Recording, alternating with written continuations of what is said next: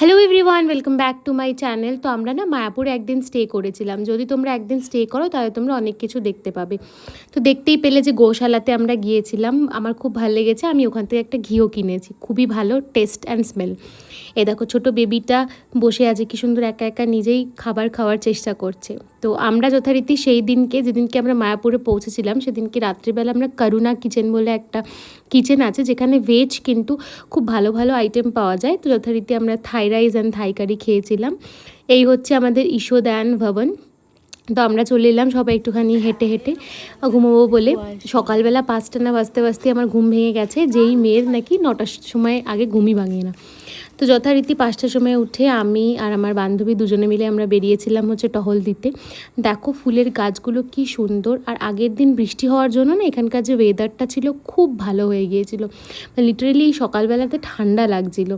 তো দুজনে মিলে আমরা হাঁটতে গেছিলাম। আর হচ্ছে তোমার মোটামুটি মায়াপুরের ওই ভেতরের মধ্যেই সমস্ত কিছু আছে, সুপার মার্কেট থেকে আরম্ভ করে সব কিছু। তো তারপরে কিছুক্ষণ বাদে আমরা চলে এসেছিলাম হচ্ছে গঙ্গা স্নানে। এখানে একটা মন্দির আছে, ঠাকুরের দর্শন তোমাদেরকে করিয়ে দিলাম।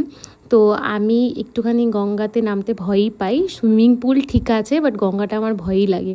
তো গঙ্গা স্নান সেরে দেরে তারপরে আবার ড্রেস চেঞ্জ করে চলে গেছিলাম হচ্ছে একটা জগন্নাথ মন্দির আছে, সেই মন্দির দেখার উদ্দেশ্যে। তো চলো তোমাদেরকেও একটু ঠাকুরটাকে দর্শন করিয়ে দিই। তো যথারীতি মায়াপুরের যে এক্সপিরিয়েন্সটা আমার প্রচণ্ডই ভালো লেগেছে। তো ডেফিনেটলি আমি তোমাদেরকে সাজেস্ট করব এক রাত্রি ওখানে থাকো, তাহলেই কিন্তু তোমরা মায়াপুরের সৌন্দর্য পুরোটা উপভোগ করতে পারবে। নাহলে গিয়ে বিকেলে চলে এলে তাতে কিন্তু সৌন্দর্য এক্সপ্লোর করা যায় না।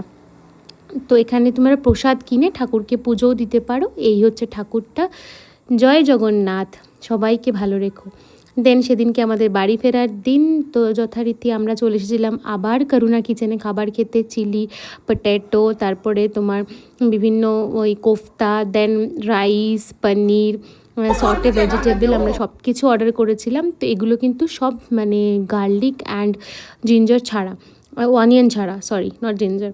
তারপরে আবার যথারীতি আমরা গঙ্গা ঘাট দিয়ে বাড়ি চলে এলাম। ওই যে দূরে দেখতে পাচ্ছ মন্দির। তো বাবা তুমি যদি ডাকো নিশ্চয়ই আবার আমরা আসা।